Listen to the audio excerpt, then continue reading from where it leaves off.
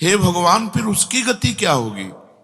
आपने तो स्पष्ट कह दिया कि जिसका मन वश में नहीं, जिसकी इंद्रियां वश में नहीं, उसके लिए योग प्राप्त होना कठिन, अर्थात भगवत प्राप्ति होना कठिन है। जो तत्परता पूर्वक संयमित होकर अपने मन को वश में कर ले, वो सुख पूर्वक भगवत प्राप्ति कर सकता है। पर उस साधक की क्या गति होगी जिसका मन, बुद्धि, चित्त, अहंकार ये वश में नहीं है, और वो साधना करता है, नाम जप करता है, सत्संग करता है, स्वाध्याय करता है, पर इंद्रिय विजयी नहीं है, मन विजयी नहीं है।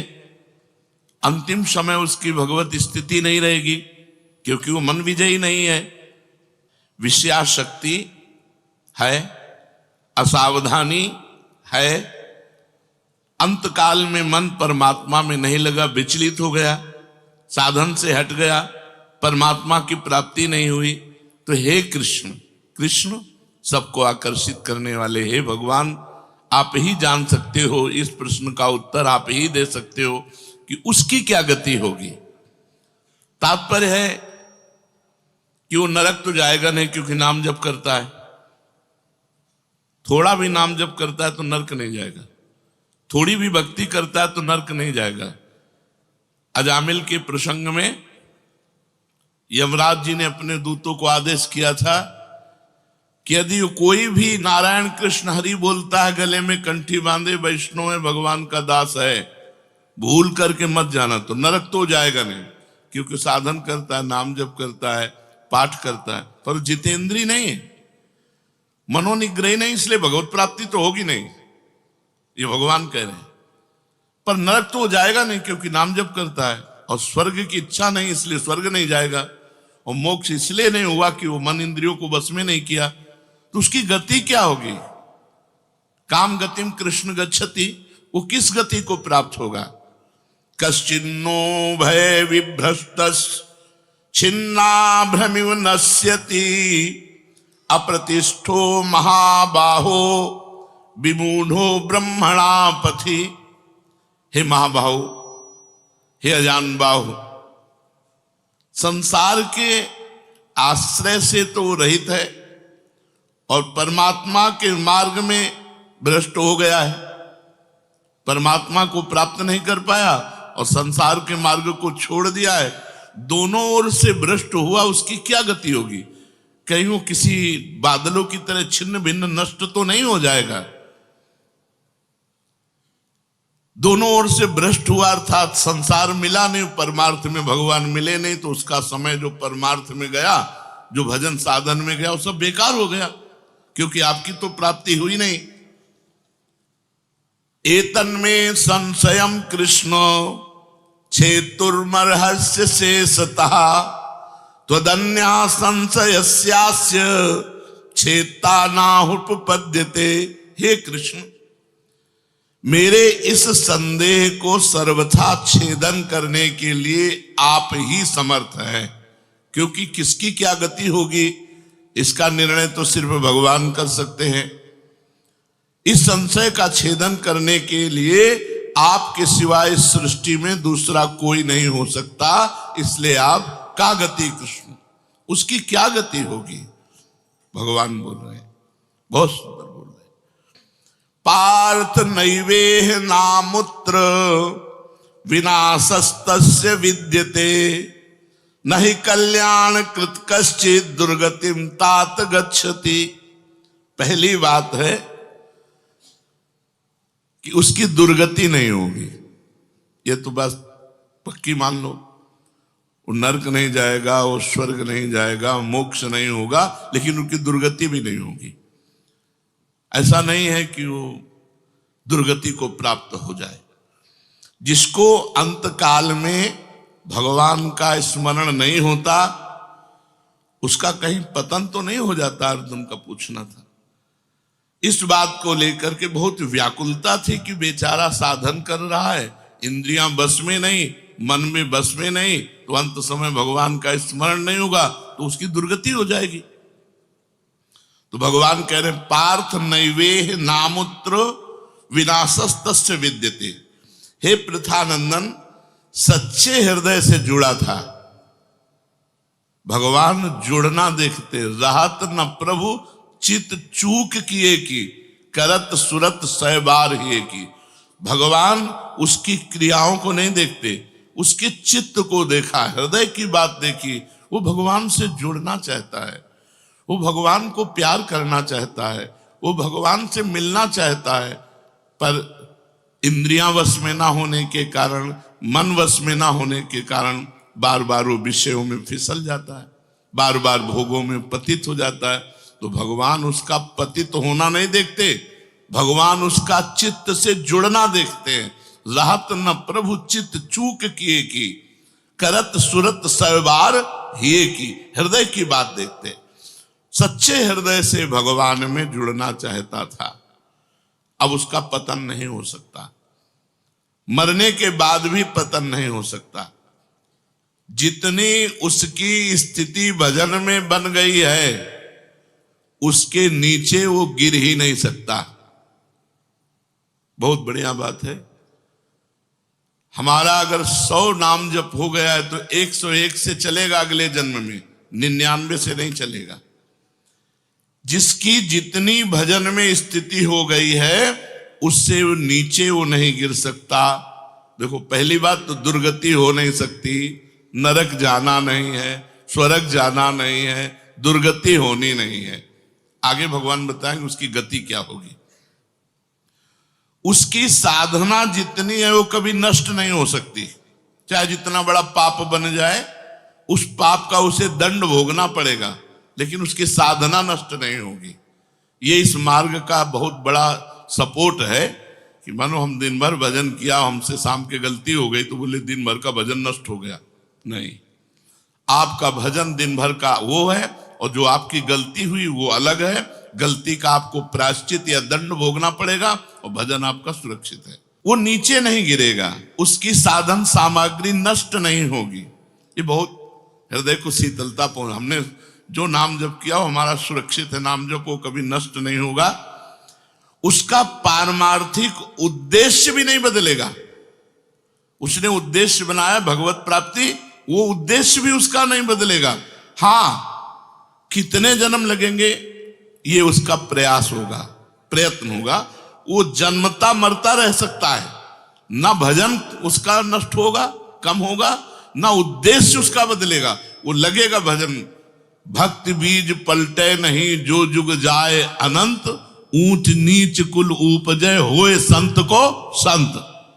वो कभी ऐसा नहीं हो सकता कि इतना भजनानंदी अब भ्रष्ट हो गया तो वो पतित हो गया, नीच और दुर्गति, अरे सब बेकार। कुछ नहीं, जो गलती हुई उसका दंड मिलेगा, और जहां से वो भजन कर रहा है वहीं से उसकी भजन की स्थिति आगे बढ़ेगी।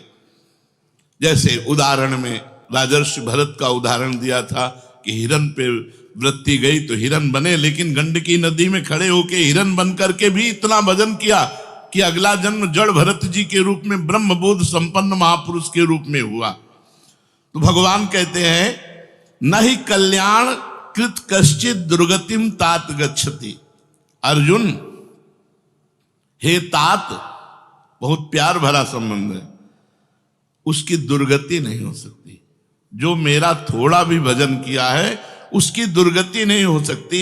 साधक के लिए बहुत ही पॉइंट के आश्वासन की बात कह रहे कि थोड़ा भी भजन किया तो उसकी दुर्गति नहीं हो सकती, और अगले जन्म में परमात्मा प्राप्ति की लालसा इतनी प्रबल होगी कि वो इंद्रियों मन को वश में कर लेगा।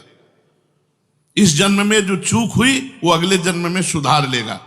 उसकी दुर्गति नहीं होने का तात्पर्य है कि जो मनुष्य कल्याणकारी कार्य में लगा हुआ है, जिसके लिए मनुष्य शरीर मिला है, वो कार्य कर रहा है, भजन कर रहा है, सत्संग कर रहा है, स्वाध्याय कर रहा है, ठाकुर सेवा कर रहा है, वो अपने असली कार्य में लगा हुआ है, पर उसका मन चलायमान है, उसकी इंद्रियां चलायमान, तो उसकी दुर्गति नहीं होगी। कारण कि उसका ध्येय चिन्मय तत्व भगवान में है, इसलिए उसका पतन नहीं हो सकता। मैं उसकी रक्षा करता हूं, तो उसकी दुर्गति कैसे हो सकती है? क्योंकि उसने थोड़ा भी सही मेरा भजन किया है। मेरी दृष्टि सर्वभूत हिते रता है, सब पर मोरी बराबर दाया, सब मम प्रिय सब मम उपजाए। मैं सबको प्यार करता हूं। फिर जो मनुष्य मेरी तरफ चल पड़ा, अपना किसी तरह से कल्याण परम हित मानकर मेरी तरफ चल पड़ा, तो मैं उसे सबसे ज्यादा प्यार करता हूं। फिर मैं जिसे प्यार करता हूं उसकी दुर्गति कैसे हो सकती है? प्यार तो सबको करता हूं, लेकिन जो अपना मान करके मेरी तरफ चल पड़ा, मेरा भजन करने लगा, उसकी दुर्गति कैसे हो सकती है?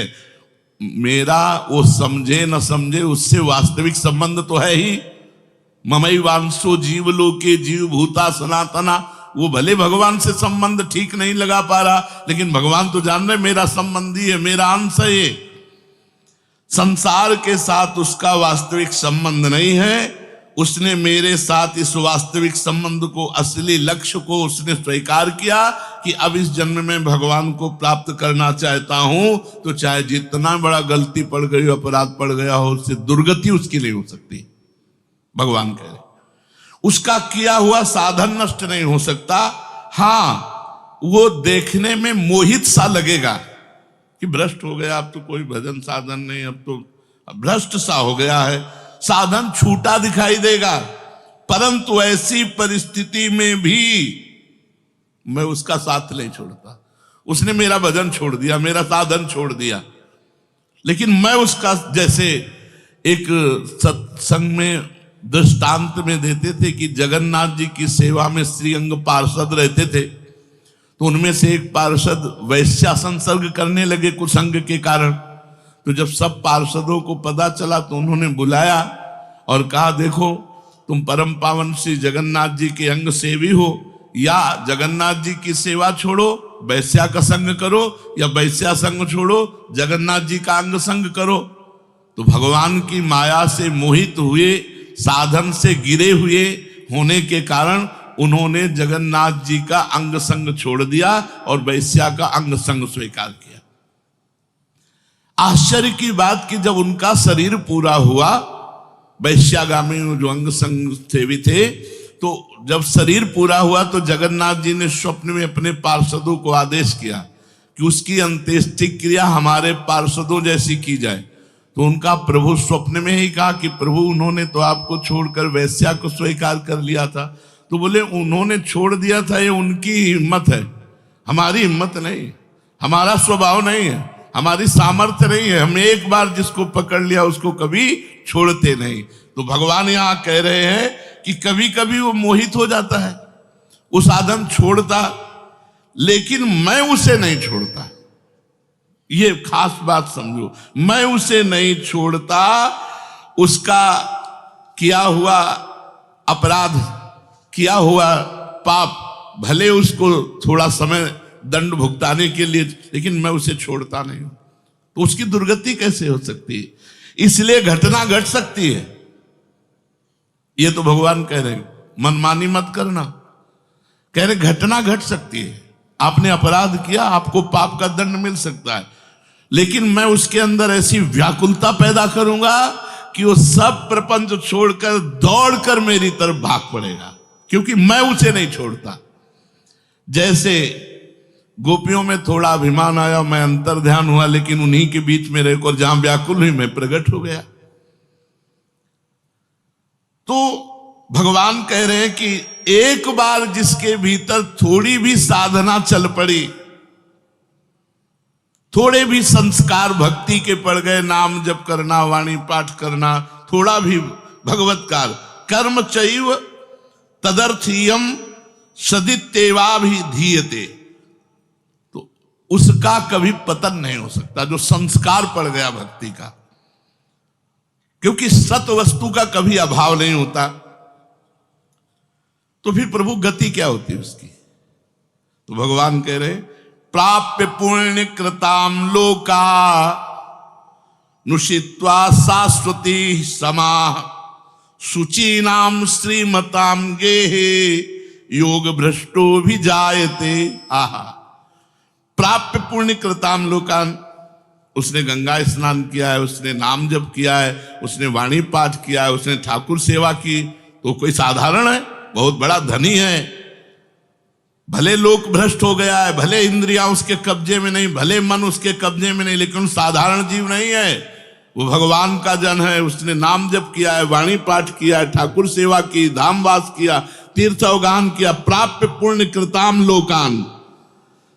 जो बड़े बड़े याज्ञिकों को, कि बोले इतने यज्ञ किए, अश्वमेध यज्ञ किए, जो बड़े बड़े याज्ञिकों को जो सांगोपांग करते हैं, उन लोगों को स्वर्ग आदि लोकों पर अधिकार होता है। इसलिए वो पुण्य कर्म कहते हैं तो पुण्य लोक उनको प्राप्त होते हैं।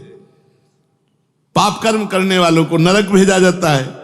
परंतु साधक पुण्य कर्म थोड़े किए, भजन किए, तो जैसे किसी रास्ते में चल के उसकी वीआईपी व्यवस्था की जाए, ऐसी व्यवस्था उसकी होती है स्वर्ग में।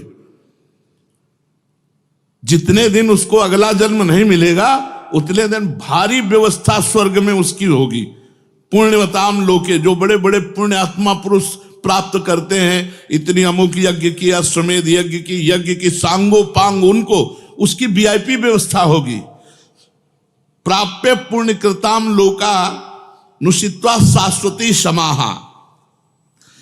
उसको शुभ कर्म का परिश्रम, बड़े बड़े परिश्रम करके जो स्वर्ग आदि के भोग प्राप्त करते हैं, उसे न प्रार्थना करनी पड़ी है, न शुभ कर्म करना पड़ा है, न यज्ञ आदि कर्मों का सांगोपांग अनुष्ठान करना पड़ा है। उसकी ना स्वर्ग की चाह है, तो उसकी व्यवस्था होगी। शरीर छूटते ही दिव्य लोक में जाकर के दिव्य भोगों की व्यवस्था, क्योंकि मन चंचल था ना, इंद्रियां चंचल थी ना, मृत्यु लोक के भोगों ले भोग, स्वर्ग के भोग, सुंदर सुंदर जितने भोग हैं उन सब की बाहुल्यता। वहां भोगों की जो वासना बनी थी उसके अनुसार भोग। मान लो स्त्री की तो एक से एक अप्सरा, दुनिया का सब वैभव स्वर्ग में विराजमान है, त्रिभुवन में खूब भोगने के लिए सब एकत्रित कर दिया। क्योंकि भजनानंदी कोई साधारण थोड़ी है, उसकी वीआईपी व्यवस्था हुई। अब अंत समय से साधन में विचलित मना हो जाने के कारण जो बड़े बड़े परिश्रमों से, पुण्यों से प्राप्त होता है, वो ऐसे स्वाभाविक रूप से रास्ते में प्राप्त हो रहा है। ये उसकी गति नहीं है, ये अयाचिक वृत्ति से उसकी वीआईपी व्यवस्था है कि अब ले जा रहे हैं तो रास्ते में ऐसे थोड़ी कि कोड़ा मारते, पानी भी नहीं पिया रहे, धूप में ले जा, नहीं, सीधे उसको आनंद पूर्वक स्वर्ग आदि लोकों की दिव्य भोग वृत्तियां, जिन भोगों के लिए वो विचलित रहा है मनुष्य साधना करते समय, वो सारे भोग उसको वहां प्राप्त होंगे। वहां रहने पर इतना भोग दिलाया जाता है कि उसकी अरुचि हो जाती है स्वर्ग के भोगों से। तो मर्तलोक में आके दोबारा फंसेगा क्या? स्वर्ग के भोगों से अरुचि हो जाती है। जहां आसक्ति रही है वो भोग ही भोग, उसको व्यवस्था कर दी जाती है, वो घृणा हो जाती है उसको स्वर्ग में ही भोगों से। इतनी वीआईपी व्यवस्था, क्योंकि अंदर से तो भजन था, उद्देश्य भगवान की प्राप्ति का था, तो स्वर्ग आदि के भोग भोगने पर उसे घृणा हो जाती है। वो अपनी वासना जो अंदर थी, जिनके कारण इंद्रियों मन को जीत नहीं पाया, वो देख लेता है, अरे अब ये तो मर्त्य लोक के भोग है, स्वर्ग के भोग, उसको वहां उसके अंदर घृणा हो जाती है। उसित्वा शाश्वती क्षमा, फिर उसे और ऊंचे लोकों में, अगर समय है अभी, तप लोक, जनलोक, महारलोक, ब्रह्मलोक, ऐसे महान लोकों में उसे ऊंचे के लोकों में भेजा जाता है। और वहां भी इसलिए भेजा जाता है कि यहां के स्वर्ग के भोगों से रुचि, अब यहां के ब्रह्मलोक के भोग देख ले। भजन का फल है ब्रह्मादिक के भोग सब विषम लागत ताई, नारायण ब्रज चंद की लगन लगी है जाई। जब ठाकुर जी से मिलने की चाह लग जाती तो यहीं इसी शरीर में ब्रह्मादिक के भोगों से भी वैराग्य हो जाता है। भोग भोगने के उद्देश्य से नहीं, क्योंकि जो भोग भोगने के उद्देश्य से जाते हैं उनके पुण्य क्षीण होने पर फिर वो लौटकर मृत्यु लोक में आते हैं, इसलिए वो सीमित वर्षों तक स्वर्ग लोक आदि में रहते हैं। परंतु जिसका उद्देश्य भोग नहीं भजन था और योग भ्रष्ट हो गया है सूक्ष्म वासना के कारण, तो स्वर्ग आदि लोकों में जाएगा, उसका भजन नहीं क्षीण होगा। जैसे पुण्य आत्मा स्वर्ग गया, भोग भोगा, तो उसका पुण्य क्षीण होगा, लेकिन इसका नहीं, इसका तो स्टॉक है, ये तो भागवतिक व्यवस्था है उसकी, ये ब्याज की व्यवस्था है। मूल तो ऐसे ही साधन संपत्ति है। देख लो, कोई घाटे का सौदा नहीं, वीआईपी व्यवस्था होगी मरने के भी बाद। अगर चूक हो गई तो, और चूक ना हुई तो सीधे निकुंज चलना है। वैसे यहां चूक हो जाए तो भी निकुंज जाना है, क्योंकि वृंदावन धाम है ना। अगर यहां शरीर छूटेगा तो यहां स्वर्ग थोड़ी ले जाएंगे, देवताओं का प्रवेश है नहीं, यहां तो वृंदा सखी सहचरियों का है। वो बहुत वर्षों तक उसके भोग सुविधा की सीमा नहीं रहती, ऐसी व्यवस्था होती है। अच्छा, जो भोग भोगने के उद्देश्य से ऊंचे लोकों में जाते हैं उनको फिर पतित होना पड़ता है, लेकिन ये योग भ्रष्ट जब ऊंचे लोकों में जाता है तो पतित नहीं होता, उसकी साधन संपत्ति प्रकाशित रहती है ज्यों की त्यों, और उसका सद्भाव जागृत रहता है। सब मिथ्या है, भगवान मिथ्या करवाते करवाते ब्रह्मलोक तक के भोगों का मिथ्या। अब उन सुख भोगों को भोगने के बाद शुचि नाम श्रीमताम गेहे योग भ्रष्टो भी जाते। अब यहां जब प्रकट हुआ, कब उसका जन्म होगा? कोई सीमा रखी जाती है? अरुचि, अरुचि सीमा रखी जाती है। जब तक उसे भोगों में अरुचि नहीं होगी तब तक ऊपर के लोगों को भोगों में उसे रखा जाएगा। नरक वरक तो जाने की बात नहीं, वीआईपी भोग। जब अरुचि हो गई, अरुचि होगी ही, क्योंकि वो भगवान का भजन करता रहा है। वो ऐसा नहीं कि अब विश्राम मान ले कि अब अप्सरा मिल गई, विमान मिल गया, स्वर्ग मिल गया, अब यही नहीं। उसकी यात्रा नहीं रुकेगी, उसका भजन उसको कचुटेगा, उसके अंदर जलन पैदा होगी, अशांति हो जाएगी। ये सब भोग नहीं चाहिए, मुझे भगवान चाहिए, चलो ब्रह्मलोक। वहां भी ये नहीं चाहिए। तो अब शुचि नाम श्रीमताम गेहे योग भ्रष्टो भी जायते। अब योग भ्रष्ट जब मृत्यु लोक में लौटा तो जगत पूज्य घर में पैदा हुआ। जगत पूज्य घर में श्रीमान, सारा संसार जिसे झुके, ऐसे घरों में पैदा, उच्च कुल, भक्ति संपन्न। श्रीमान का मतलब होता है, एक लौकिक शब्द होता है वैभव संपन्न, लेकिन भागवतिक वैभव संपन्न महापुरुषों के घर में उसका जन्म होता है। और लौटने का कारण जो है, उस कारण को भगवान जानते हैं, उसकी बहुतायत कर देते हैं। स्वर्ग भोगा, ब्रह्मलोक के भोग भोगे, और यहां सारे भोग उसके दे दे, ये ले, अरे भगवान का दास है कोई और, ये ले, ऐसे घर में पैदा किया। अब उसकी जो साधन संपत्ति उसको खोल देते हैं, अभी तक बंद रखा, हानि नहीं हो सकती। अब जो ही जन्म हुआ, जैसे अपने लोग अब जो ही स्कूल जाते, स्कूल से पढ़ के आते, लगता है माँ नहीं टिकेगी, पिता नहीं टिकेंगे, सब मरेंगे, तो मेरा साथी कौन है, मेरे जीवन का लक्ष्य क्या है, क्या यही उद्देश्य है? बस बैठ जाते एकांत में। और संत जन आते थे, वो श्री राम जय जय राम, श्री राम जय, कीर्तन कराते थे तो वही याद था, श्री राम जय राम, श्री राम जय राम। बस नाम जप करना निश्चय हो गया। 13 वर्ष के उस भागो। ये देखो, उत्तम कुल ब्राह्मण के घर में, और पूरे साधु महात्माओं का सानिध्य, और पिता पूरे स्वयं महात्मा, नंगे पैर हल जोतते, बड़ी कठिन परिश्रम के द्वारा वो उदर पोषण करते। और संत महात्मा 8-8, 10-10 संत महात्मा दरवाजे पर। बच्चापन से ही क्या बन, अब मुझे संसार से भाग। किसी ने हमें सिखाया नहीं, भागो संसार से और भगवान की प्राप्ति करो। तो मनुष्य जन्म में जो ही जन्म लिया से साधन संपत्ति खोल दी गई। अब वो साधन में एकदम चिपक गया, क्योंकि पीछे जहां चूक हुई थी वो ऊपर से नीचे तक सब समुदाय भोगों का देख लिया। अब उसका अंतःकरण साधना से परिपूर्ण होने लगा। वो जो अंकित संस्कार भोगों के थे, वो अरुचि पैदा हो गई। योग भ्रष्ट अज्ञात रूप से पुनः ऐसी साधना में लग गया जिसमें किंचन मात्र भी इंद्रिय और मन का मनोरंजन नहीं। पूर्ण इंद्रिय विजेता, पूर्ण मन को संयम में करके। अब वो ऐसी योग भ्रष्ट जो पुरुष था, श्रीमानों के घर में जन्म लेकर के वो भोगों में फंसेगा नहीं, पुनः भजन में बड़ी तेजी से चल देगा, और ये उसका आखिरी जन्म होगा। तेजी से भजन करके वो भगवत प्राप्त हो जाएगा। तो अर्जुन जी ने पूछा था कि फिर क्या उसका पतन हो जाएगा? जो भगवान का भजन करता है, भगवत प्राप्ति नहीं कर पाया, मन वश में नहीं हुआ, इंद्रिया वश में नहीं हुई, तो भगवान ने उत्तर दिया, वो ऊंचे के लोकों में जाकर खूब सुख भोग, जिन भोगों के लिए लालायित रहा था वो सब भोग मिलेंगे और अंत में श्रीमान के घर में, कुलवानों के घर में जन्म लेकर भक्ति का ऐसा वातावरण मिलेगा कि जन्म से ही भगवान के भजन में लगकर वो इस जन्म में भगवान को प्राप्त कर लेगा। शेष चर्चा आगे। श्री राधा वल्लभ लाल की।